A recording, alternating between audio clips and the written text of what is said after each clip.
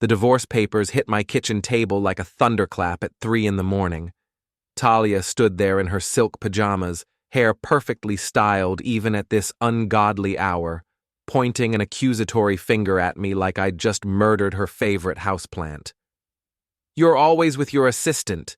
I'll take everything for cheating," she screamed, her voice echoing through our suburban home. The neighbors would have a field day with this one. "Maya this, Maya that.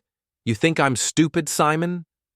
I sat there in my boxer shorts and yesterday's t-shirt, staring at the legal documents that would supposedly end our 7-year marriage. The irony wasn't lost on me. Here I was, Simon Fowler, 38-year-old senior risk assessor for Midwest Insurance Consortium, being accused of the one thing I'd never done while my wife had been playing house with her work husband for months. "Talia, I've never touched Maya," I said quietly, keeping my voice level. Years of dealing with insurance fraud had taught me the value of staying calm when someone was trying to manipulate you. "She's my junior analyst. We work together. That's it." "Bullshit." Talia slammed her manicured hand on the table again. "You think I don't see how you look at her? How you stay late at the office? How you text her on weekends?" I almost laughed. If she only knew that those weekend texts were about risk assessment reports and compliance timelines. Maya Crandall was 26, brilliant with data analysis, and about as interested in me romantically as she was in watching paint dry. But Talia had built this entire narrative in her head, probably to justify whatever the hell she was doing with Derek Voss. Derek. That perfectly coiffed piece of work who ran procurement at Talia's tech company, Innovex Manufacturing. I'd met him at company parties, watched him work a room like a politician, all charm and expensive cologne. The way he looked at my wife when he thought I wasn't watching should have been my first clue. "I want you out of this house by Friday," Talia continued, pacing around the kitchen like a caged animal. "My lawyer says with your infidelity, I get the house, half your retirement, and alimony. You picked the wrong woman to cheat on, Simon." I stood up slowly, all 6 feet of my former amateur boxing frame unfolding. Talia took a step back. Good. She should be nervous, not because I'd ever hurt her, but because she was about to find out what happened when you tried to play chess with someone who spent their days detecting lies for a living. "I'll pack a bag," I said simply.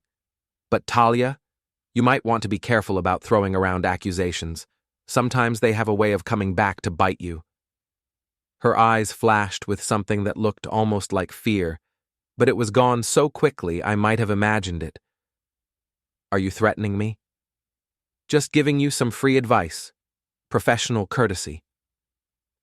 I walked upstairs to pack, leaving her standing in the kitchen with her divorce papers and her righteous indignation. What she didn't know was that I'd already been gathering evidence of her little side business with Derek for 3 weeks. What started as a routine compliance audit at my own company had led me down a rabbit hole that connected directly to Talia's department at Innovex. It was beautiful in its simplicity, really. Derek would approve vendor payments through his procurement department, routing them to a shell consultancy called Strategic Solutions LLC. That consultancy was registered under the name of Jenna Pike, Talia's best friend and Innovex's legal counsel. The payments would then get kicked back to personal accounts belonging to both Derek and Talia, minus Jenna's cut for providing the legal cover. They were stealing from Talia's own company, and they thought they were clever about it. But they'd made one critical mistake. They'd gotten greedy. The payments had escalated from a few thousand here and there to nearly $50,000 over the past 6 months. That kind of money leaves a trail, especially when you're stupid enough to use company email to coordinate it. I'd printed everything. Transaction records, email chains, approval workflows, even some particularly steamy messages between Talia and Derek that made it clear their work relationship involved a lot more than quarterly reviews. I had enough evidence to destroy both their careers and send them to prison for embezzlement, but I wasn't going to use it. Not yet. As I threw clothes into a duffel bag, I could hear Talia on the phone downstairs, probably calling Derek to tell him about our little confrontation. Let her. Let them both think they'd won. It would make what came next so much sweeter. My phone buzzed. A text from Maya. "Boss, sorry to bother you so late, but the Morrison file has some irregularities. Can we review it first thing Monday?" I smiled and typed back, "Absolutely. And Maya, clear your schedule for next week. We're going to be very busy." Monday morning found me in a cheap extended stay motel on the outskirts of town, nursing black coffee that tasted like it had been filtered through a gym sock. The irony of my situation wasn't lost on me. Here I was, a guy who spent his days investigating insurance fraud, temporarily homeless because my wife was committing actual fraud while accusing me of infidelity. Maya knocked on my door at exactly 7 a.m., carrying 2 boxes of files and a laptop bag. She was a small woman with dark hair and serious eyes behind wire-rimmed glasses, the kind of person who noticed details that others missed. It's what made her such a good analyst. "Jesus, Simon, this place is depressing," she said, looking around the motel room with its brown carpet and faded floral wallpaper. "Why didn't you just get a decent apartment?" "Because I'm not planning to be here long," I said, clearing space on the small table for her files. "Besides, I've stayed in worse places. You should see some of the Fleabag motels I've had to visit for surveillance work." She set down the boxes and pulled out a thick manila folder. "I've been going through the Morrison file like you asked. You were right about the irregularities. The claim patterns don't make sense, and some of the vendor approvals—" She paused, studying my face. "Simon, what's really going on here? This isn't about Morrison Industries, is it?" I'd worked with Maya for 2 years. She was smart enough to connect dots that others missed, which is exactly why I needed her help. But I also needed to be careful about how much I revealed. "What do you know about Innovex Manufacturing?" I asked. "Talia's company? Mid-sized tech manufacturer, about 500 employees. They make components for automotive and aerospace applications." "Why?" "They're one of our commercial clients. Their workers' comp claims have been flagging our fraud detection algorithms for months. I think someone's been gaming the system." It wasn't entirely a lie. Innovex was one of our clients, and their claims had been unusual. But the real fraud I was investigating was much more personal. Maya opened her laptop and pulled up a spreadsheet. "I ran the numbers on their claims history. You're right, there's definitely a pattern. Look at this." She turned the screen toward me. "Claims spike right after vendor payments go through Derek Voss's procurement department. It's like someone's timing the fraudulent claims to coincide with budget cycles." "Show me the vendor payments," I said, leaning closer. She pulled up another screen, and there it was. Strategic Solutions LLC, listed as a consulting firm, receiving regular payments from Innovex. The amounts had been steadily increasing over the past year, from $5,000 to $25,000 per transaction. "This Strategic Solutions company," I said, pointing at the screen. "What do they actually do for Innovex?" Maya clicked through several more screens. "That's the weird part. I can't find any actual deliverables. No reports, no consulting work, no project documentation. It's like they're paying this company for nothing." "Because they are." I pulled out one of the files I'd been building and showed her a corporate registration document. "Strategic Solutions LLC is registered to Jenna Pike. She's Innovex's legal counsel and my wife's best friend." Maya's eyes widened as the pieces clicked into place. "Oh shit. Simon, are you saying—" "I'm saying my wife and her boyfriend are embezzling money from her own company, using her best friend as a front. And while they're stealing tens of thousands of dollars, Talia has the balls to accuse me of cheating and try to take me for everything I'm worth in a divorce." Maya sat back in her chair, processing the information. "What are you going to do?" "I'm going to destroy them, legally, professionally, and personally, but I need your help to do it right." She was quiet for a long moment, staring at the laptop screen. Finally, she looked up at me. What do you need? Over the next hour, I laid out my plan.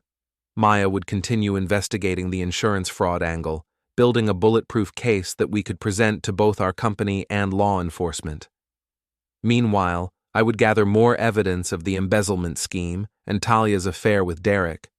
The key is timing, I explained. If we move too fast, they'll have time to cover their tracks or destroy evidence. If we wait too long, they might get suspicious and shut down the operation. What about Jenna Pike? Maya asked. She's not just providing legal cover. She's actively participating in the fraud. She could flip on them if she gets scared. Jenna's got her own problems, I said, pulling out another file. I did some digging into her background. She was fired from her previous law firm for billing irregularities. Inovex hired her because she was cheap and desperate. She's not going to risk going to prison to protect Talia and Derek. Maya gathered up her files and laptop. You know, when Talia accused you of having an affair with me, I was actually kind of flattered. I mean, you're not terrible looking for an old guy. Gee, thanks, I think. But now that I know what she's really like? Maya shook her head. She's going to regret messing with you. You're scary when you're focused. After she left, I sat alone in the motel room, staring at the evidence spread across the table. Bank records, email printouts, corporate documents, insurance claims. It was all there, a complete picture of betrayal and fraud that would destroy 3 careers and probably send 2 people to prison. My phone rang. Talia. Simon, we need to talk, she said when I answered. Her voice was different now, less angry and more calculating. I think we got off on the wrong foot yesterday night. Did we? Look, maybe I was a little hasty with the divorce papers. Maybe we can work something out. Come home and we'll discuss it like adults. I almost laughed.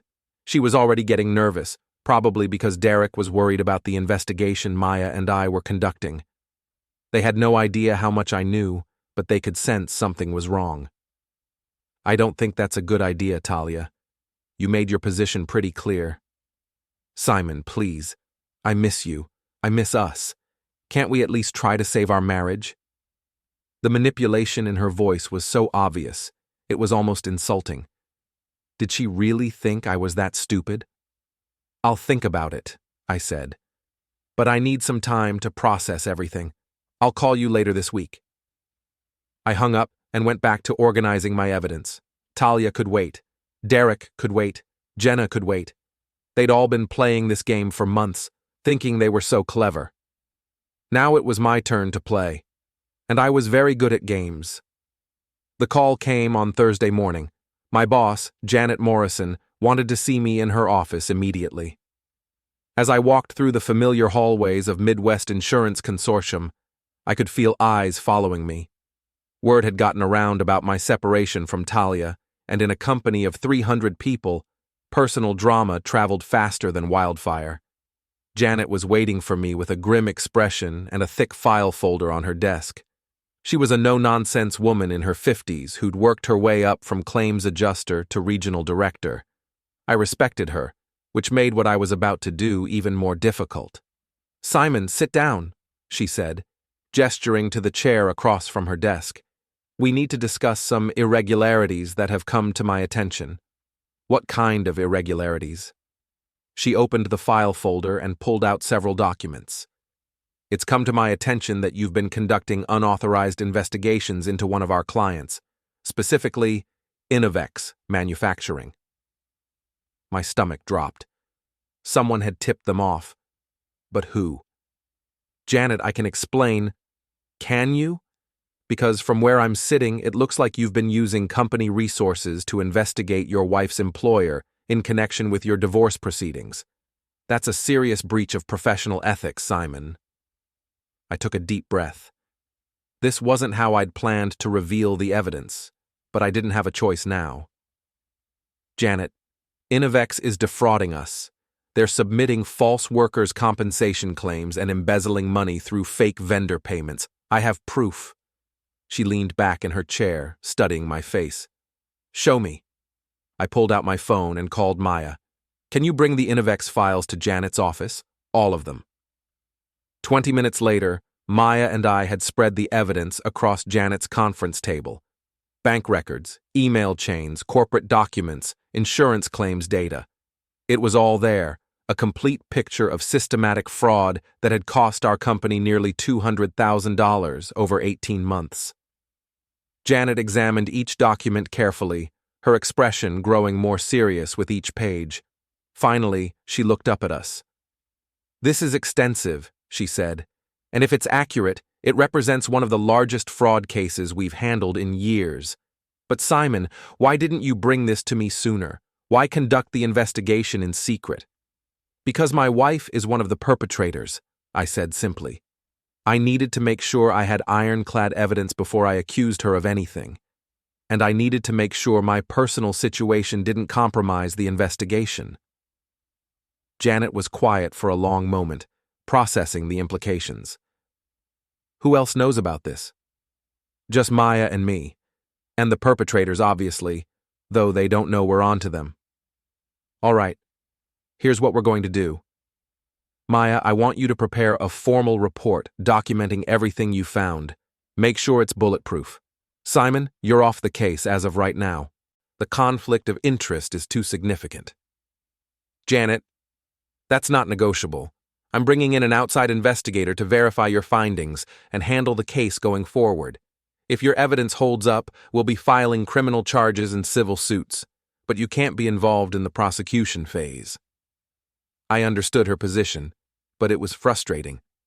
I'd built this case from the ground up, and now I was being sidelined just when things were getting interesting. "There's something else," Janet said. "Talia called me yesterday. She's claiming that you've been harassing her and her coworkers, using your position here to intimidate them. She's threatening to file a complaint with the State Insurance Commission." "That's bullshit and you know it." "I know it, but it doesn't matter what I know. It matters what she can prove. Simon, you need to be very careful here. Don't give her any ammunition to use against you." I left Janet's office feeling like I'd won a battle, but lost the war. The investigation would continue, and Talia, Derek, and Jenna would eventually face justice. But I wouldn't get to see it through to the end, and that bothered me more than I wanted to admit. Maya caught up with me in the parking lot. "That could have gone worse," she said. "Could it?" "Janet could have fired you. She could have buried the investigation to avoid the scandal. Instead, she's moving forward with criminal charges. That's a win, Simon." "It doesn't feel like a win." "That's because you want personal revenge, not just justice. I get it. But sometimes you have to trust the system to work." I was about to respond when my phone rang. An unknown number. "Simon Fowler." "Mr. Fowler, this is Detective Sarah Chen with the Financial Crimes Unit. I understand you have some information about a possible embezzlement case involving Innovex Manufacturing." Word traveled fast. "Yes, I do. Can you come in this afternoon? We'd like to go over your evidence and discuss next steps." "I'll be there." After I hung up, Maya smiled at me. "See?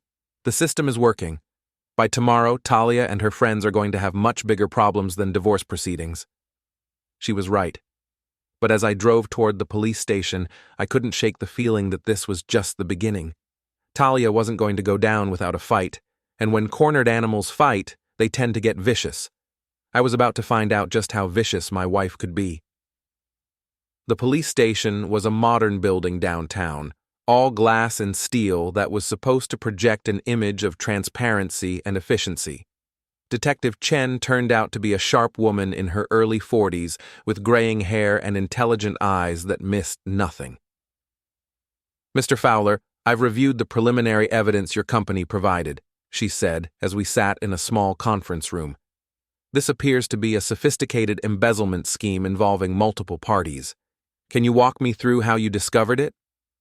I explained the insurance fraud patterns that had led me to investigate Innovex's vendor payments, carefully omitting the personal motivations that had driven my initial suspicions. Chen took detailed notes and asked pointed questions about the evidence chain and my relationship with the suspects. "I have to ask," she said finally, "are you going through a divorce with one of the suspects?" "Yes. Talia Fowler is my wife." We're separated. And you discovered her involvement in this scheme after she filed for divorce? The timeline is more complicated than that. I'd been tracking the insurance fraud patterns for weeks before our separation. The discovery of her involvement was unexpected. Chen studied my face carefully. Mr. Fowler, I need you to understand something.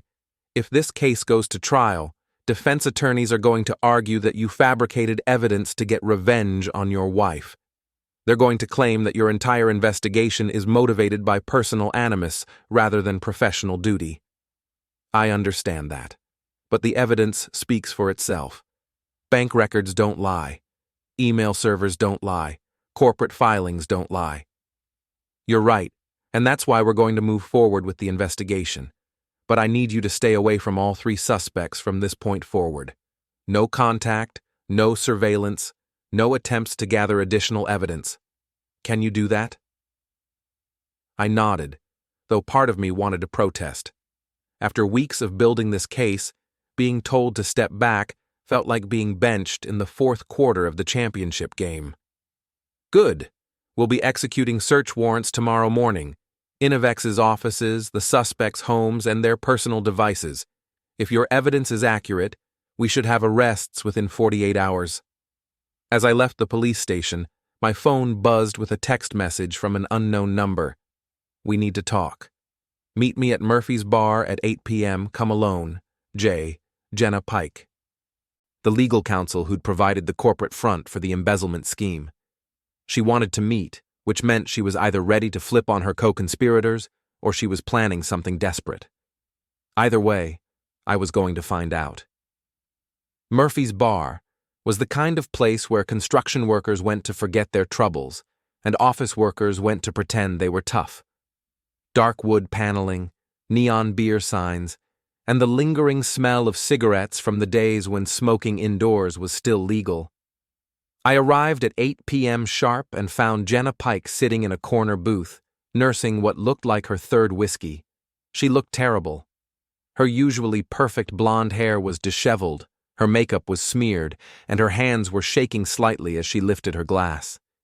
This was not the composed legal counsel I'd met at company parties. "Simon," she said, as I slid into the booth across from her. "Thanks for coming." "What do you want, Jenna?" "I want to make a deal." I signaled the bartender for a beer and settled back in my seat.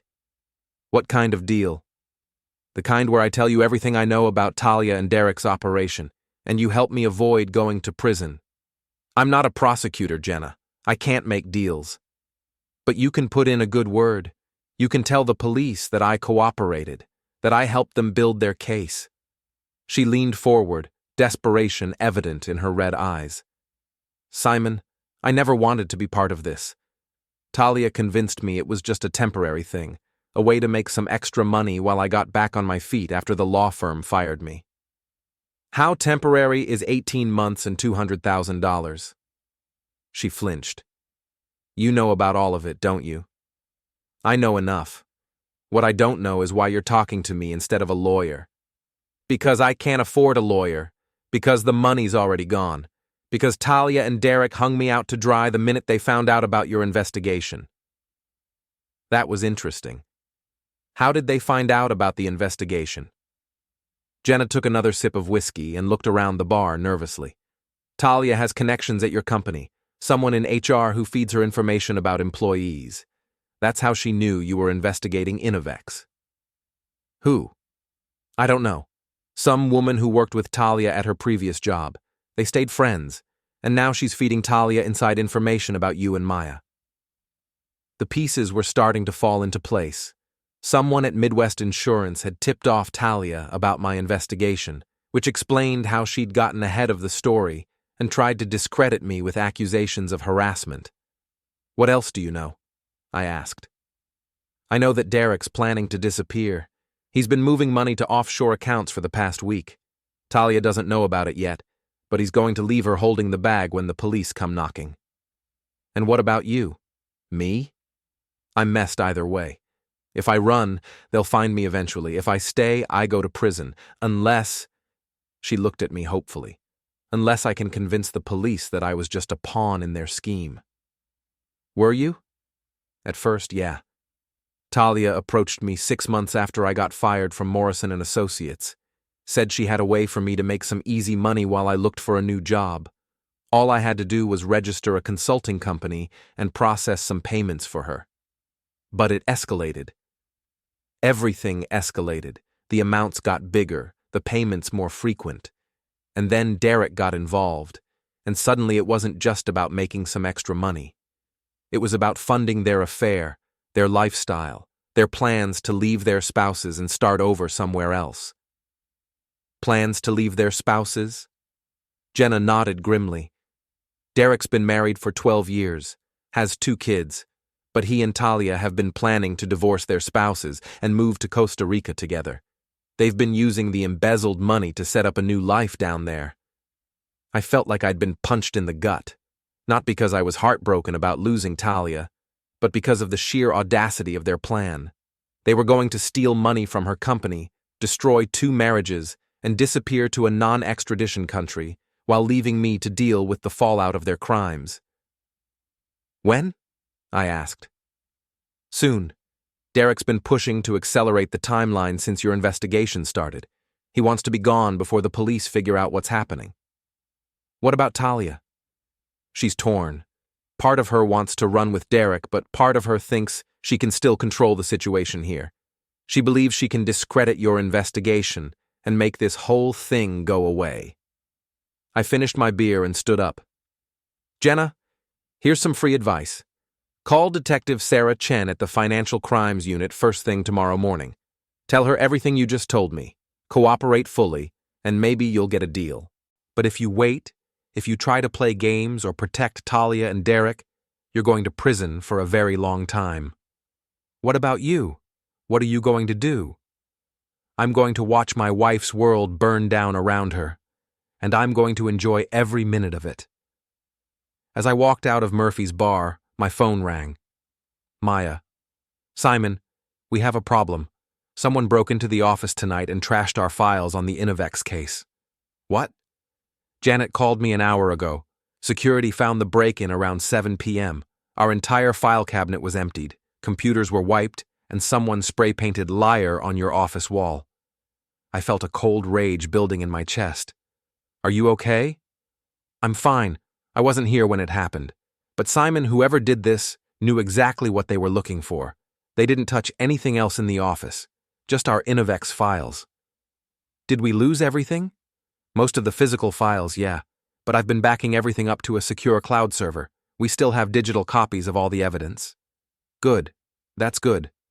I was already walking toward my car, my mind racing through the implications. Maya, I need you to do something for me. Call Detective Chen and tell her about the break-in. Tell her that the suspects are trying to destroy evidence and that Derek Voss is planning to flee the country. How do you know that? I just had a very enlightening conversation with Jenna Pike. I'll fill you in tomorrow. As I drove back to my depressing motel room, I couldn't help but smile. Talia and Derek thought they were being clever, destroying evidence and planning their escape. But they'd just made their situation infinitely worse. Breaking and entering, destruction of evidence, conspiracy to obstruct justice. The charges were piling up, and their sentences were getting longer by the hour. Tomorrow, Detective Chen would execute her search warrants and make her arrests, and I would finally get to watch my wife face the consequences of her choices. But first, I had one more call to make. Derek Voss. Derek, it's Simon Fowler. There was a long pause. What do you want, Simon? I want to thank you. Thank me for what? For making this so easy.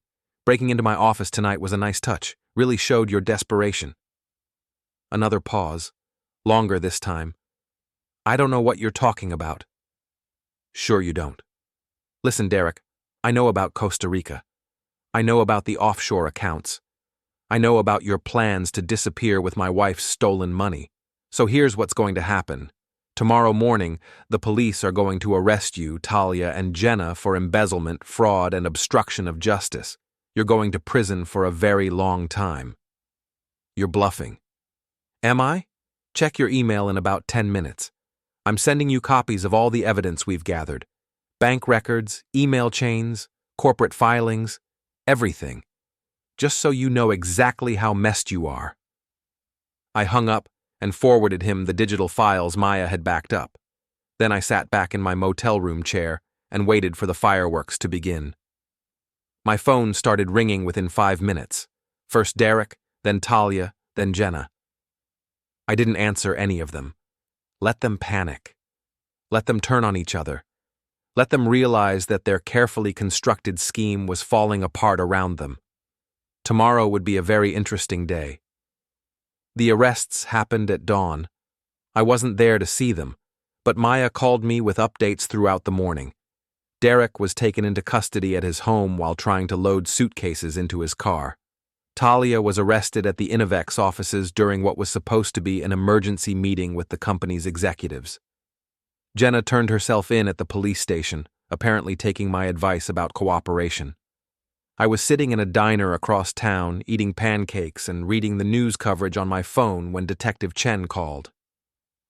"Mr. Fowler, we've made the arrests. All 3 suspects are in custody, and we've seized significant evidence from their homes and offices. Any problems?" Derek Voss tried to run. We found packed bags, fake passports, and nearly $50,000 in cash in his car. Your tip about his flight plans was accurate. What about Talia? She's demanding to speak with you. Claims she has information that could exonerate her and implicate you in the scheme. I almost laughed. Even now, even with overwhelming evidence against her, Talia was trying to manipulate the situation. "Detective, I hope you're not taking her seriously." "Not particularly. The evidence against all 3 suspects is pretty overwhelming, but she's insisting that you orchestrated the entire scheme as revenge for her filing for divorce." "That's ridiculous. The embezzlement started 18 months ago, long before our marriage problems." "I know. But her lawyer is going to argue that you've been planning this for years, that you somehow manipulated her into committing crimes so you could destroy her." "Let them argue that.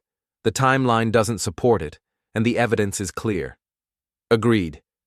But I wanted to give you a heads up. This is going to get ugly before it's over." After Chen hung up, I sat in the diner for another hour, processing everything that had happened. In less than a week, I'd gone from being accused of adultery and facing a messy divorce to watching my wife get arrested for embezzlement. It should have felt like victory, but mostly, I just felt tired. My phone rang. Janet Morrison. "Simon, I just heard about the arrests. How are you holding up?" "I'm fine. Relieved, mostly." "Good. Listen, there's something else we need to discuss. The company is going to face some scrutiny over how long this fraud went undetected. We need to make sure our response is coordinated and professional." "What kind of scrutiny?" "Regulatory review, media attention, possibly civil litigation from other clients who feel we should have caught this sooner. It's going to be a mess." I understood what she was really saying. The company needed a scapegoat, someone to blame for not detecting the fraud earlier. And as the senior risk assessor who'd been investigating the case, I was the obvious choice. "Janet, are you firing me?" "I'm offering you a choice. You can resign with a full severance package and positive references, or you can stay and weather the storm. But if you stay, there's no guarantee you'll survive the fallout." It wasn't really a choice. If I stayed, I'd be fighting accusations and investigations for months. If I resigned, I could start over somewhere else with my reputation intact. "I'll take the severance package." "Smart choice. I'm sorry it came to this, Simon. You did good work on this case." After I hung up, I realized that Talia had gotten her wish after all. She'd destroyed my job, my marriage, and my life in this town. The fact that she'd destroyed her own life in the process was small consolation. But maybe that was okay. Maybe it was time for a fresh start. I was walking back to my car when I spotted a familiar figure across the parking lot. Derek Voss, apparently out on bail, leaning against a black BMW and smoking a cigarette. He saw me at the same time and started walking in my direction. "Simon," he called out, "we need to talk." I considered getting in my car and driving away, but something in his expression made me curious.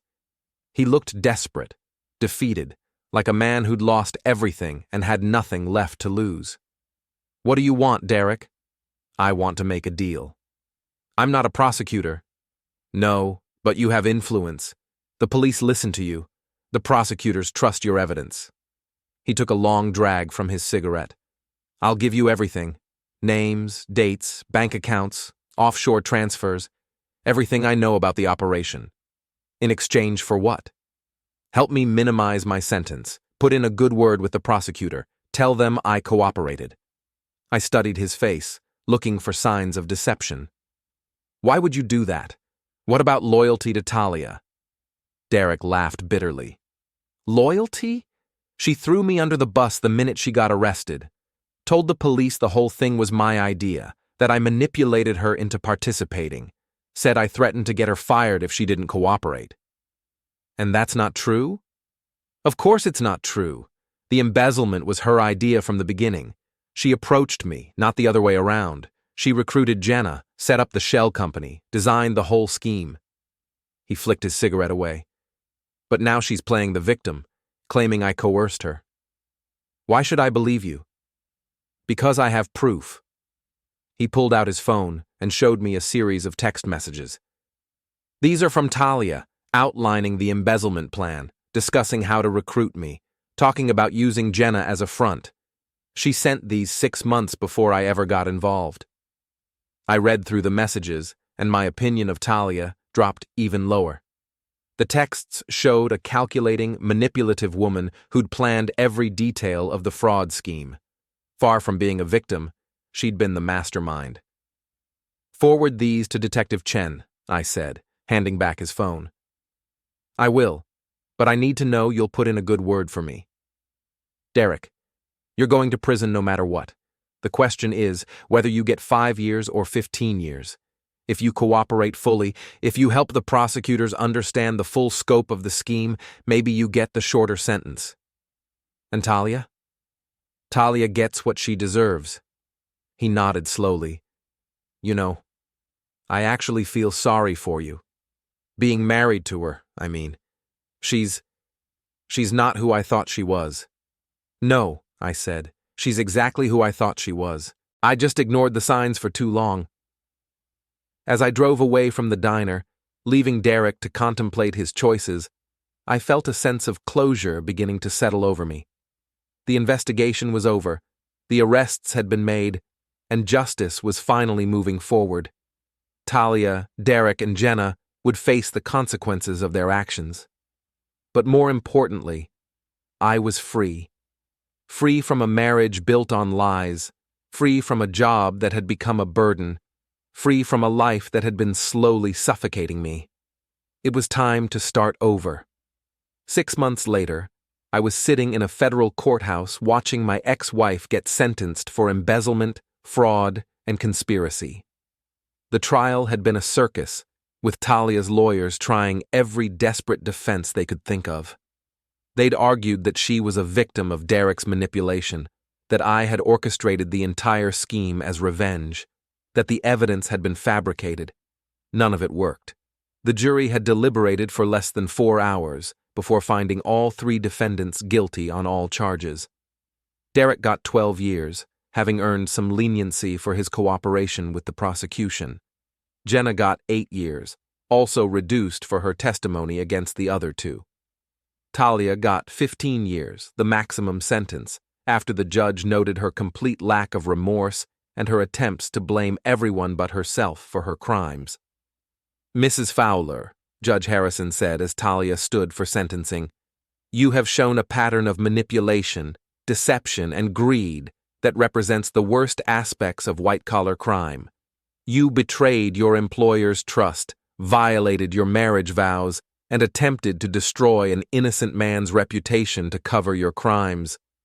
The court sees no mitigating factors that would justify a reduced sentence." Talia's face crumpled as the bailiff led her away in handcuffs. She looked back at me once, her eyes filled with hatred and desperation, but I felt nothing. No satisfaction, no revenge, no closure. just emptiness where my anger used to be. Maya met me outside the courthouse. She'd testified as a key witness in the prosecution, and her analysis of the financial evidence had been crucial in securing the convictions. "How do you feel?" she asked as we walked down the courthouse steps. "Tired," I said honestly. "Ready to move on." "Any regrets?" I thought about it for a moment. I regret marrying someone I didn't really know. I regret ignoring the warning signs for so long. But I don't regret exposing the truth. Maya had taken a new job with the FBI's Financial Crimes Unit, a promotion that had come directly from her work on the Inovex case. I'd used my severance package to start my own consulting firm, specializing in fraud investigation for small businesses. We'd both landed on our feet, professionally speaking. "You know," Maya said as we reached the parking lot, "Talia was right about one thing." "What's that?" "You are scary when you're focused. Remind me never to get on your bad side." I laughed, the first genuine laugh I'd had in months. "I'll try to use my powers for good." "See that you do." As I drove home to my new apartment across town, I reflected on everything that had happened.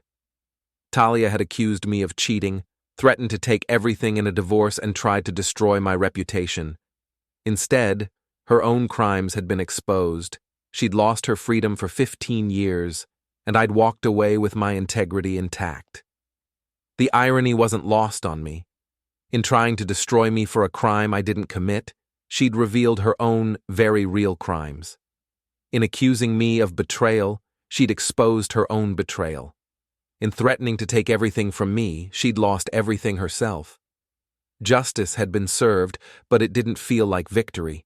It felt like the end of a chapter in my life that I was glad to close. My phone rang as I pulled into my apartment complex. An unknown number. "Simon Fowler." "Mr. Fowler, this is Rebecca Martinez with the U.S. Attorney's Office. We have a proposition for you." "What kind of proposition?" "We've been impressed with your work on the Inovex case. We're looking for experienced investigators to help with white-collar crime prosecutions. The position would involve consulting on complex fraud cases, working with federal agencies, and testifying as an expert witness." "That sounds interesting. The pay is excellent, the work is challenging, and you'd be helping to put away people like your ex-wife.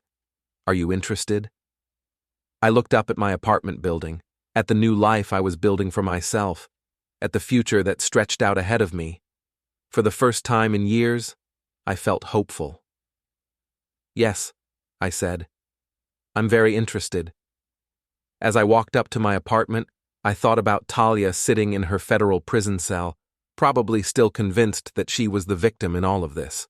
She'd spend the next 15 years thinking about the choices that had brought her there, about the husband she'd betrayed and the life she'd thrown away.